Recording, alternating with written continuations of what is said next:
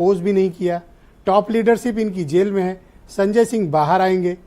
अब कुछ आप लोग को ताकत मिली या नहीं मिली? निश्चित तौर पर खुशी की बात है कि कम से कम 4 नेताओं में से एक नेता तो बाहर आए। सुप्रीम कोर्ट ने एक अच्छा न्याय दिया और हम सब लोग संजय सिंह की इस रिहाई का तहे दिल से स्वागत करते हैं। और कम से कम इस बात को लेकर के जो भारतीय जनता पार्टी लगातार प्रोपोगेंडा कर रही थी, सप्लीमेंट्री चार्जशीट पे सप्लीमेंट्री चार्जशीट, सप्लीमेंट्री चार्जशीट पे, और उसके बाद आरोप को ही अपराध बता करके जो भारतीय जनता पार्टी का एक एजेंडा है इन लोगों का हमेशा से, सोनिया जी के ऊपर आरोप लगा दो, अपराधी बता दो, रॉबर्ट वाड्रा के ऊपर आरोप लगा दो, अपराधी। इनकी सरकारें कहती कि नहीं ऐसा कुछ नहीं हुआ, लेकिन हाँ इनको आरोप लगा दो, अपराधी बता दो।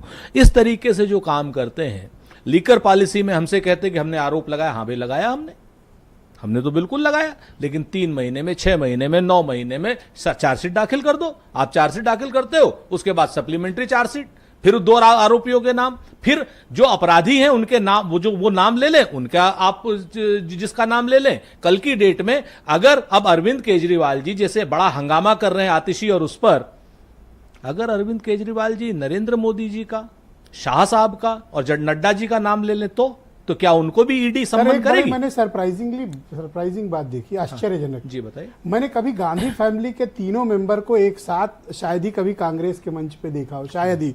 अब हो सकता है एक आध जगह कहीं ऐसा हुआ हो। आम आदमी पार्टी ने एक रैली बुलाई, पूरा गांधी परिवार पहुंच गया सर। मसला आम आदमी पार्टी का नहीं था, मसला लोकतंत्र बचाने का था। इंडिया ब्लॉक की संयुक्त रैली थी। तो हेमंत सोरेन भी तो जेल गए थे। हाँ बिल्कुल।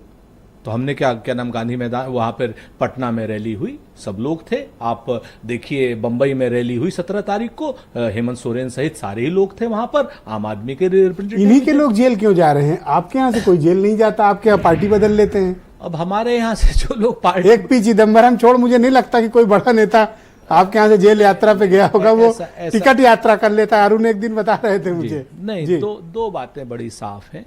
हम आपको स्पष्ट बता दें कि जिस तरीके से शराब घोटाले में भारतीय जनता पार्टी अपना भ्रष्टाचार बंद वो करना चाहती है, आपको बड़ी मजेदार चीज बताते हैं ब्रजेश जी। शरत रेड्डी जो हैं, जो इन्होंने 55 करोड़ इनको दिए और लगभग 45 करोड़ टीडीपी और बीआरएस को दिए। आज की डेट में शरत रेड्डी के पिताजी टीडीपी के यानी एनडीए के ब्लॉक के लोकसभा के उम्मीदवार हैं।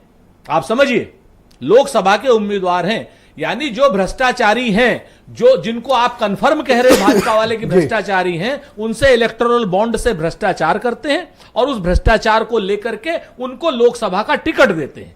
तो ये इनकी एक पॉलिसी है कि दूसरों के ऊपर आरोप लगाओ और अपने आप को पाक साफ बताने की कोशिश करो। कुछ तो बात है कि अड़े रहते हैं, जेल चले जाते हैं, झुकते नहीं हैं। आपके यहाँ तो फुरन एक समन आया, पलट गए।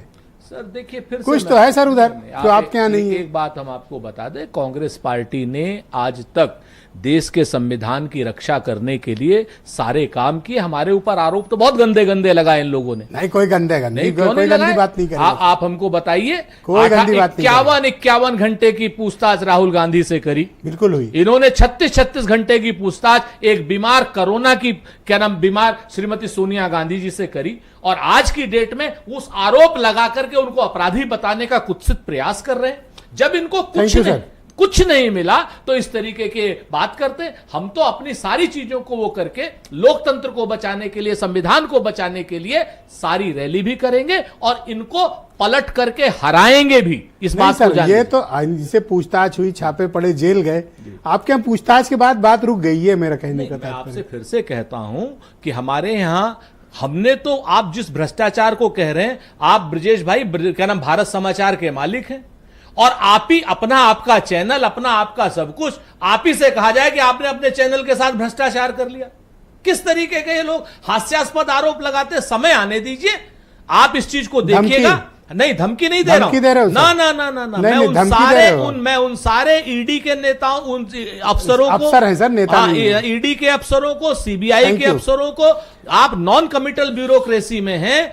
आप भारतीय जनता पार्टी या सत्ता के कहने से, सुन लीजिए सर, सत्ता के कहने के से आप गैर संवैधानिक काम मत करिए, आप परेशान हो जाइए। सुनील साजन, समाजवादी पार्टी।